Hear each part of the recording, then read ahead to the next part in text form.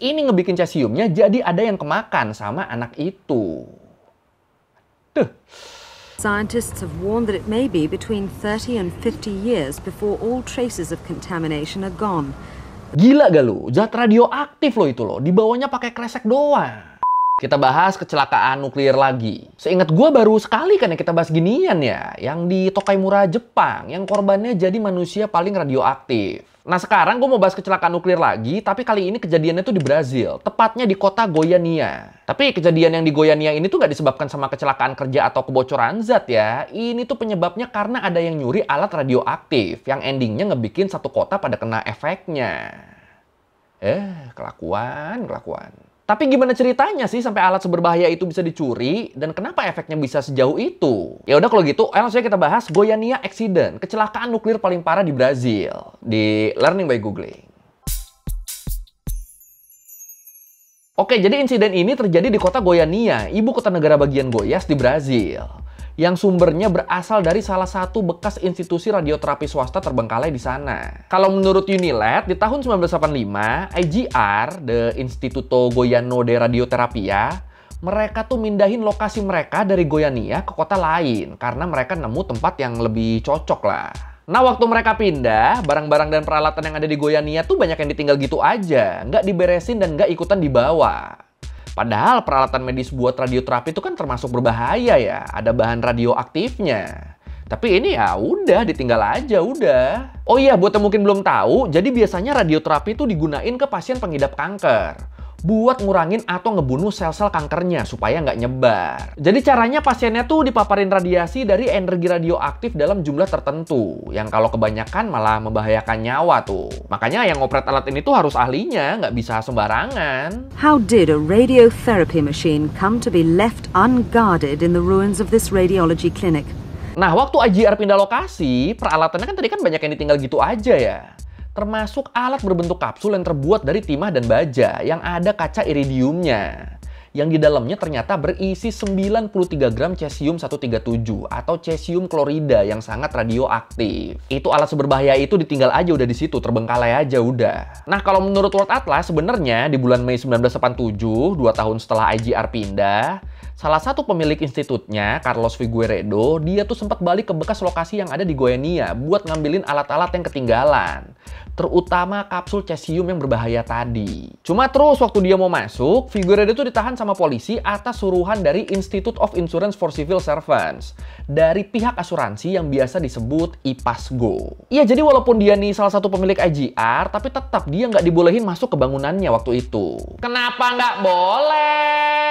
Soalnya katanya alat-alat yang ada di dalam tuh berbahaya. Nanti takutnya Figueiredo kenapa-napa. Kalau udah gitu kan nanti kan pihak asuransi juga yang harus keluar duit. Jadi IPASGO-nya yang repot. Makanya akhirnya dilarang dia. Nggak boleh tuh masuk tuh. Padahal kan sebenarnya justru karena Figueiredo tahu kalau alat-alatnya berbahaya. Makanya mau dia ambil, mau dia pindahin. Malah dilarang masuk dia karena berbahaya. Tapi ya udah, mau gimana lagi kan? Udah dilarang ya udah cabut dia. Tapi sebelum dia cabut, Figueiredo sempat bilang ke presiden IPASGO-nya. Kata dia, kalau suatu saat terjadi apa-apa yang disebabkan sama alat cesium di dalam gedung, dia nggak mau tanggung jawab tuh. Orang dia mau ngamanin malah nggak boleh kan? Dan sebagai bentuk tindakan preventif dari IPASGO buat mencegah hal-hal yang tidak diinginkan, mereka akhirnya nyewa satu orang security buat patroli di bangunan terbengkalai itu. Bener-bener security-nya satu orang doang nih. Pinter juga nih IPASGO nih. Nah di sini kalau menurut CBNW, walaupun mereka bilang udah nggak mau tanggung jawab, tapi para pemilik IGR mereka tuh masih pada nggak tenang nih. Soalnya mereka mikirnya selama cesiumnya masih ada di sana, ya situasinya masih bakal riskan banget. Makanya akhirnya berulang kali pihak IGR nulis beberapa surat yang ditujuin ke CNIN, Comissão Nacional de Energia Nuclear, Badan Pengawas Energi Nuklir Brazil. Mereka nulis surat supaya CNIN ngelakuin sesuatu tentang cesium di IGR Goiânia. Isi suratnya tuh kayak, tolong bantu diurus coba itu cesium. Dipindahin kek, dibuangin ke tempat yang aman kek. Ya pokoknya diapain lah, yang penting nggak ada di situ. Cuma ya waktu itu CNIN tuh bener-bener nggak pernah ngerespon surat-suratnya tuh. Terus pemerintah Goiânia juga mereka tuh bener-bener nggak ngelakuin apa-apa. Bener-bener dibiarin aja udah. Dan ya udah, selama berbulan-bulan cesium di IGR Goiânia tuh cuma dijaga sama satu security di bangunan terbengkalai itu. Sampai akhirnya ada 2 pemulung yang diam-diam masuk dan nyuri kapsul cesiumnya. Nah, kan? The radioactive material involved is cesium-137, one of the lethal substances that escaped during the Chernobyl disaster. Ya, jadi kalau menurut Latin America Post, di tanggal 13 September 1987, cuma 4 bulan setelah drama pemindahan cesium yang nggak jadi tadi, ada 2 pemulung, Roberto dos Santos Alves sama Wagner Mota Pereira, yang nyelinap masuk ke IGR, ngelewatin security yang cuma 1 orang tadi. Dan ya mereka sebagai pengepul barang bekas, mereka pasti nyari apapun yang sekiranya bisa dijadiin duit dong. Nah, waktu mereka ngelihat kapsul cesium yang terbuat dari timah dan baja, mereka tuh mikirnya, ini kalau dipretelin terus dijual mahal nih. Cuan nih kita nih, pasti nih, cuan nih. Dan ya udah, sebagai orang yang nggak punya basic apapun di kesehatan, apalagi di radioterapi, mereka ambil deh tuh cesiumnya tuh, dengan harapan bisa dapat banyak uang dari hasil ngejual timah dan bajanya. Mereka bawa itu kapsul cesium, pakai gerobak dorong yang biasa dipakai buat ngangkut material bangunan, dibawa ke tempat mereka buat dipretelin. Nah, kalau menurut Today in History, di malam hari setelah mereka nyuri kapsul cesium itu, Alves sama Pereira tuh udah mulai ngerasain mual-mual parah. Dan mereka juga notice kalau kulit mereka tuh berubah jadi agak kuning gitu.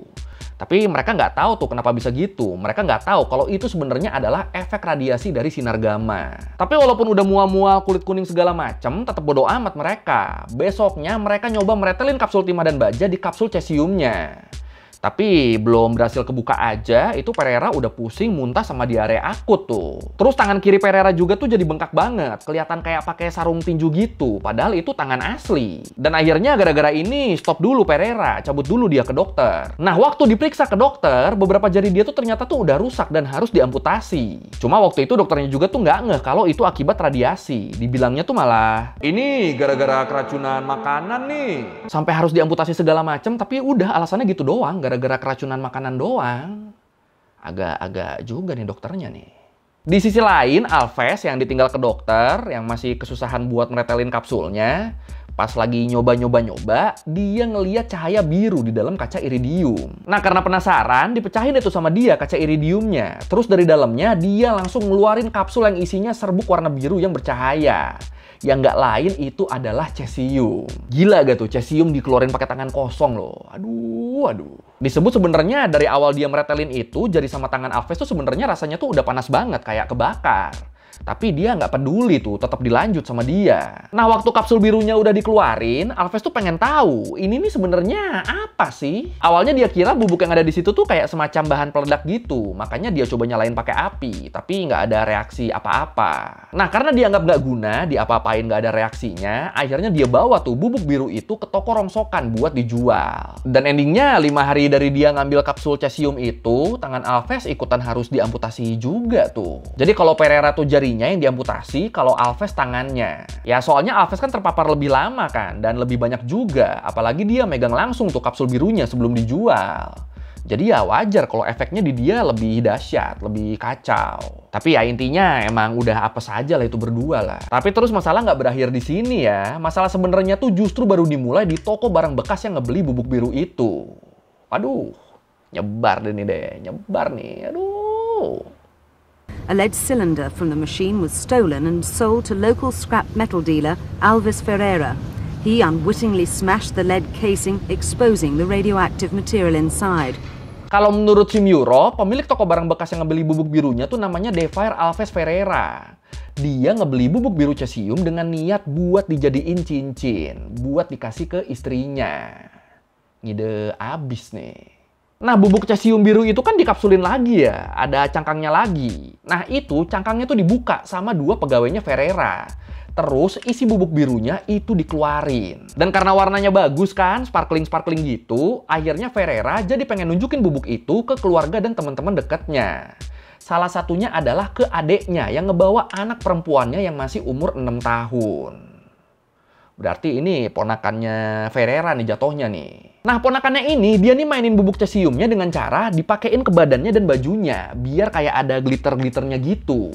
Main terus sampai dia udah capek, lapar, dia makan deh tuh di lantai, pakai tangan kosong. Nah, masalahnya itu kan lantainya kan udah terkontaminasi bubuk cesium kan. Belum lagi tangan, badan, sama bajunya juga kan abis ditaburin sama bubuk cesium kan tadi kan. Dan otomatis ini ngebikin cesiumnya jadi ada yang kemakan sama anak itu. Terus selain anak 6 tahun itu, saudara Ferreira yang lain juga tuh ada yang ngolesin cesiumnya di dadanya. Dibentuk gambar salib gitu. Waduh. Terus sudah mereka pulang, dan waktu pulang bubuk cesiumnya tuh jadi ikut kesebar ke ternak-ternaknya yang jadi ikut terkontaminasi juga. Nah, nggak lama dari situ, satu persatu orang yang lihat dan interaksi sama bubuk biru itu mulai pada sakit tuh, mulai pada mual-mual dan pusing. Orang pertama yang sadar sama hal ini tuh istrinya Ferreira, namanya Maria. Maria notice tuh keluarganya pada sakit setelah berkunjung, dan awalnya dia kira itu tuh gara-gara jus wortel yang mereka minum. Tapi waktu ditemuin kalau jus ternyata bukan penyebabnya, Maria akhirnya sadar kalau mungkin aja ini penyebabnya adalah bubuk biru yang aneh itu. Nah, masalahnya Maria nyadarnya agak telat nih. Soalnya 3 hari sebelum dia sadar, bubuknya tuh udah dijual sama suaminya ke toko rongsokan yang lain. Jadi sama suaminya tuh cuma disisain dikit buat dia pegang, sisanya dijual semua sama dia. Dan salahnya lagi, buat ngebuktiin kecurigaannya, Maria ngebawa sisa-sisa bubuk yang masih ada di rumahnya buat diperiksa ke rumah sakit. Dibawa naik bus dengan cara dimasukin ke kresek tipis. Gila gak lu? Zat radioaktif loh itu loh. Dibawanya pakai kresek doang. Aduh.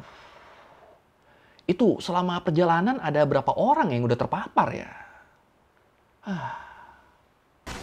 E aí, meu irmão? Onde é que você andou, hein? Aí, tá perdendo o melhor da festa? Vem ver isso aqui.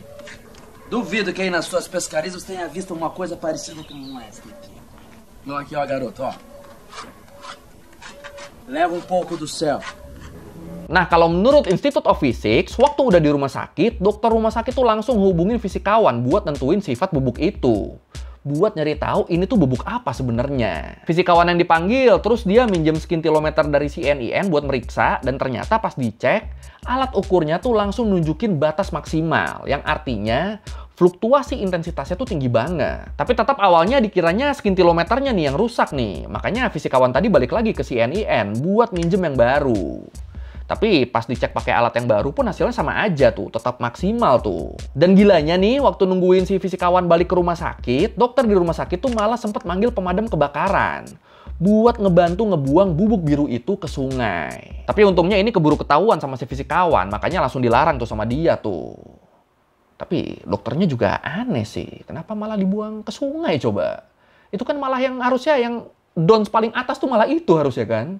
Jangan buang benda yang gak kita kenal yang aneh ke sungai. Ini malah itu yang dia lakuin.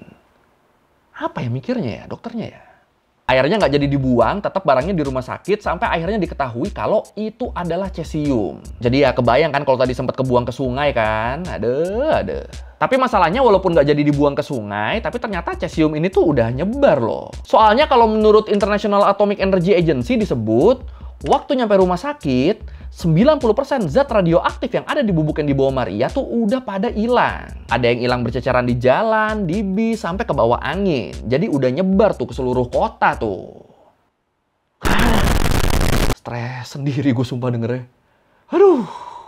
Nah, kalau menurut Vendor Magazine, waktu berita ini nyebar, media Brazil tuh langsung heboh nyebut kalau Goiânia bakal jadi Chernobyl kedua. Ngedenger gitu pada panik lah orang-orang. Terus seluruh masyarakat Brazil juga mereka jadi pada nyalahin Goiânia. Soalnya mereka juga pada takut kena kan. Makanya gara-gara ini warga Goiânia tuh sempat didiskriminasi sama warga dari kota lain. Mereka jadi dijauhin, dianggap virus, dianggap berbahaya, ya macem-macem lah. Barang-barang yang mereka jual juga jadi nggak ada yang mau beli selama berbulan-bulan. Karena ya pada takut. Nggak usah di Goiânia deh, di kota-kota tetangganya juga sama tuh. Kota yang deketan sama Goiânia juga ikutan dijauhin. Hotel-hotel yang biasanya ramai dan penuh terus setelah insiden itu tuh jadi cuma nerima tamu sebanyak 14% dari total kapasitasnya. Jadi turun banget nih, jadi turun drastis. Itu pun kebanyakan diisinya sama warga Goiânia yang ngungsi, yang kabur. Dan waktu radiasinya baru diumumin, ada sekitar 112.000 orang yang langsung nyerbu rumah sakit setempat buat diperiksa apakah mereka kena juga atau enggak. Ya orang-orang pengen buru-buru mastiin semuanya, biar tenang kan. Nah secara total, kalau menurut Britannica, ada sekitar 250 orang yang terkontaminasi. Dan yang dirawat di rumah sakit tuh ada kira-kira 50 orang. Dan dari semua yang terkontaminasi, ada 4 orang yang meninggal.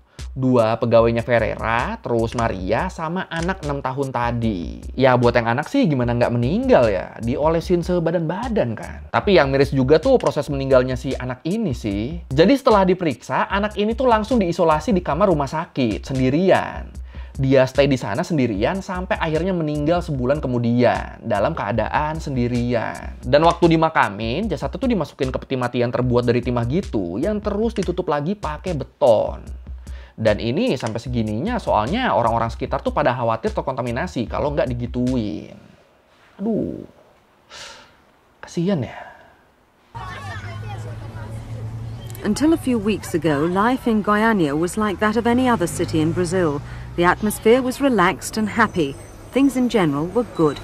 The people here would never have believed that hundreds of them were soon to be the victims of Brazil's first nuclear disaster, one which has been compared to Chernobyl. Terus selain korban manusia, kalau menurut Nevada Technical Associates disebut ada lebih dari 60 rumah yang terkontaminasi, yang 40 diantaranya dihancurkan, diratain sama tanah. Terus barang-barang yang ada di dalamnya juga dibuang tuh, bareng sama tanah permukaan yang terkontaminasi. Jadi tanahnya dikerik dulu, terus tanah-tanah yang udah dikerik itu dibuang tuh, karena dianggap sebagai limbah yang berbahaya. Terus tanah di bawahnya tuh ditutup pakai beton, supaya kalau masih ada kontaminasi, itu nggak akan nyebar keluar lagi. Cuma terus hal ini nimbulin banyak kritik dan protes nih, soalnya warga pada takut air tanah mereka bakal kena kontaminasi kalau cuma dikubur di bawah beton doang. Cuma ya gimana ya, susah banget kan ini ngatasinnya kan kalau emang bener-bener pengen bersih kan. Tapi untungnya setelah beberapa bulan, kondisi di Goiânia nih mulai kembali normal nih. Nggak beneran berubah jadi kayak Chernobyl kayak yang diberitain di media-media. Cuma ya karena udah terpapar radiasi kan, jadinya warga Goiânia tuh lebih rentan kena kanker dan leukemia. Oh iya, terus pada akhirnya sama pengadilan, pihak yang dianggap bersalah di insiden ini adalah CNEN.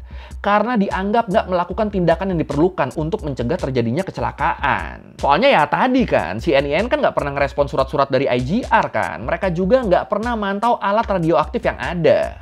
Yang harusnya semuanya tuh ada di bawah pengawasan mereka. Dan karena kesalahannya ini, CNEN harus ngasih kompensasi ke semua korban kecelakaan Goiânia. CNEN fix dianggap bersalah, sedangkan pemilik IGR sama 2 pemulung tadi, mereka nggak dituntut apapun karena dianggap nggak bersalah. Bener-bener pengadilan nganggapnya kalau CNEN ngerespon laporan yang ada waktu itu, pasti kejadian kayak gini nih nggak akan kejadian. Makanya akhirnya fix ini salah mereka, cuma salah mereka. Lagian aneh banget deh, ada laporan kok malah didiemin. Kayak apa gitu ya, laporan didiemin tuh kayak apa ya? Ah, nggak tahu gua. The prospects for the city of Goiânia itself are almost as bad.